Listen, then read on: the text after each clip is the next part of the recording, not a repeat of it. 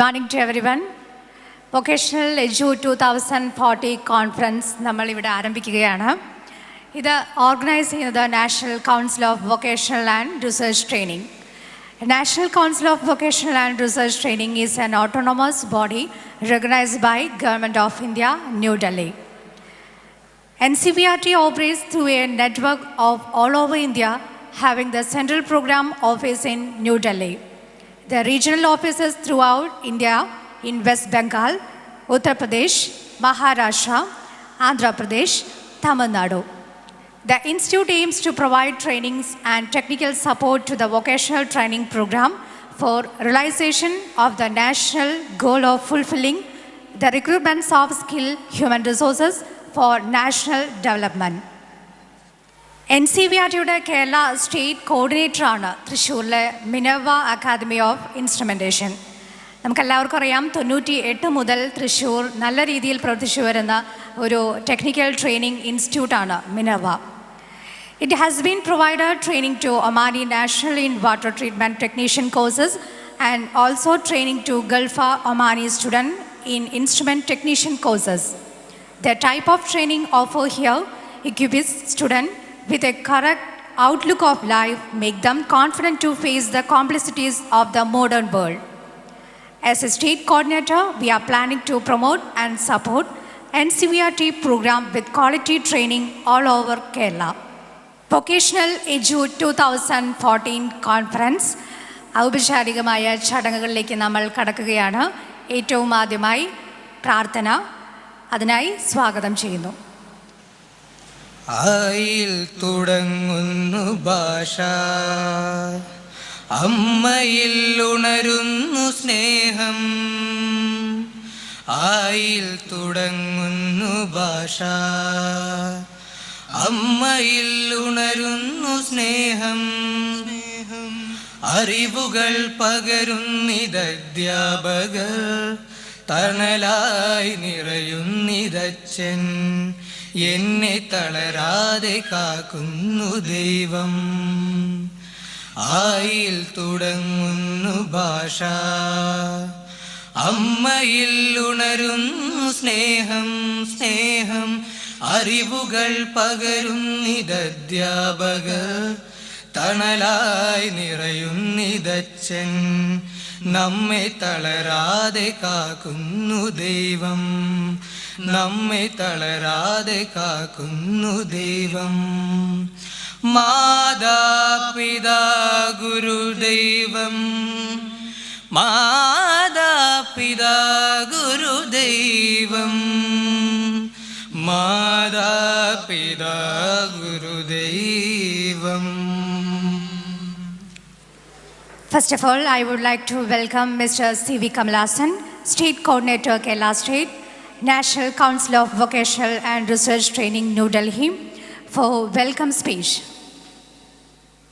നമസ്കാരം. സ്വാഗതം ആശംസിക്കുന്നതിന് മുമ്പായി national council of vocational and research training New Delhi അതിൻ്റെ ആഭിമുഖ്യത്തിൽ നടത്തുന്ന തൊഴിലധിഷ്ഠിത വിദ്യാഭ്യാസത്തിൻ്റെ സമ്മേളനം ഇവിടെ നടക്കുകയാണ്. 2022 ആണ്ടോടുകൂടി 500 മില്യൺ വിദഗ്ധ തൊഴിലാളികളെ സൃഷ്ടിക്കുക എന്നുള്ളതാണ് ഇന്ത്യ ഗവൺമെൻറ്റിൻ്റെ പരിപാടി.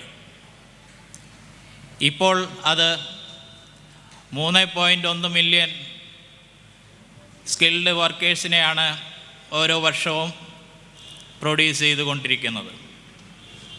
അത് 15 മില്യൺ സ്കിൽഡ് വർക്കേഴ്സിനെ പ്രൊഡ്യൂസ് ചെയ്തുകൊണ്ട് ഓരോ വർഷവും പ്രൊഡ്യൂസ് ചെയ്തുകൊണ്ട് 2022 ആണ്ടോടുകൂടി 500 മില്യൺ സ്കിൽഡ് വർക്കേഴ്സിനെ പ്രൊഡ്യൂസ് ചെയ്യുക.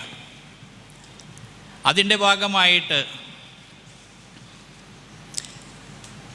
പലതരത്തിലുള്ള പ്രോബ്ലംസും ഈ മേഖല ഫേസ് ചെയ്യുന്നുണ്ട്. അതിലൊന്ന് പ്രധാനമായിട്ട് വരുന്ന ചില പോയിൻ്റുകൾ തൊഴിലിനോടുള്ള യുവാക്കളുടെ കാഴ്ചപ്പാട്.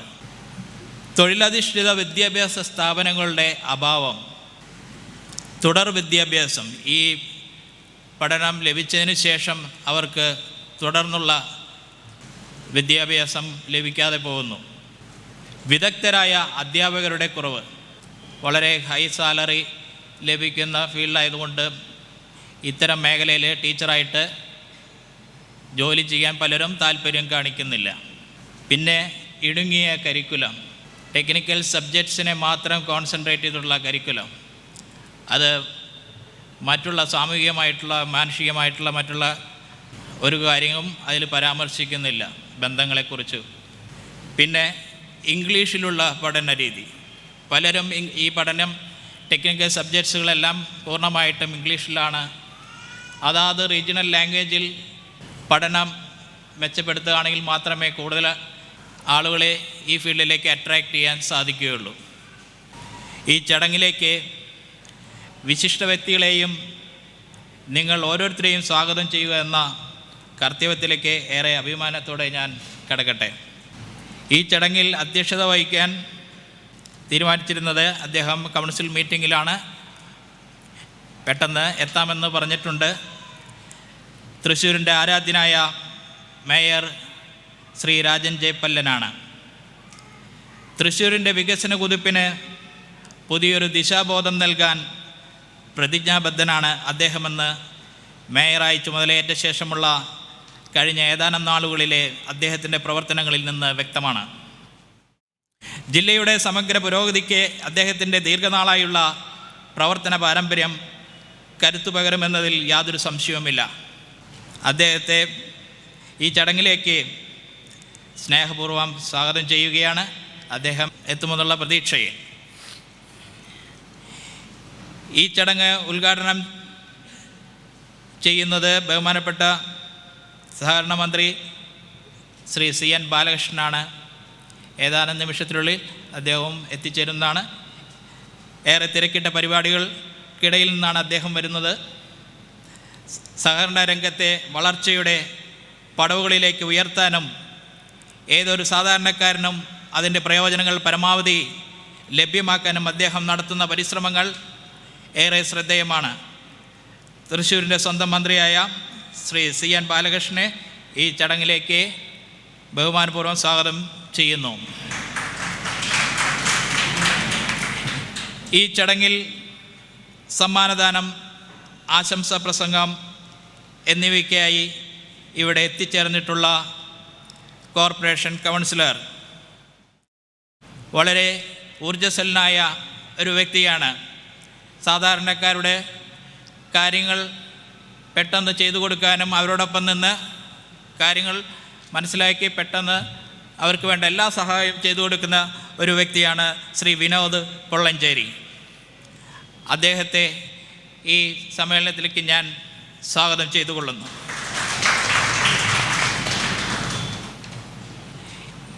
NCERTയുടെ റീജിയണൽ കോർഡിനേറ്റർ ശ്രീ ജി മാതേയൻ, അദ്ദേഹത്തെ ഈ യോഗത്തിലേക്ക് ഞാൻ ഹാർദമായി സ്വാഗതം ചെയ്യുന്നു.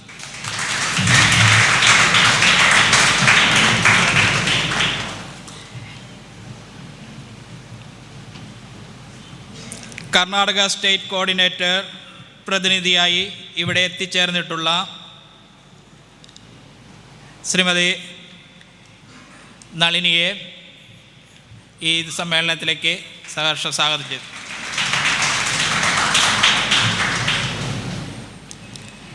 Pondicherry state coordinator Shri DJS Chellaiah, അദ്ദേഹത്തെയും ഞാൻ ഈ യോഗത്തിലേക്ക് സ്വാഗതം ചെയ്തുകൊള്ളു.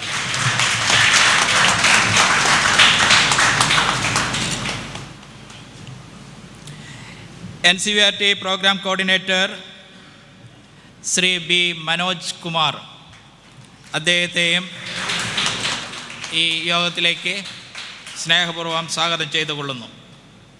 NSIC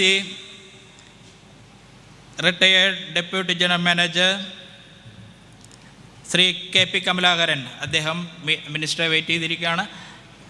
അദ്ദേഹത്തിനും ഞാൻ ഈ യോഗത്തിലേക്ക് സ്വാഗതം ചെയ്തുകൊള്ളുന്നു.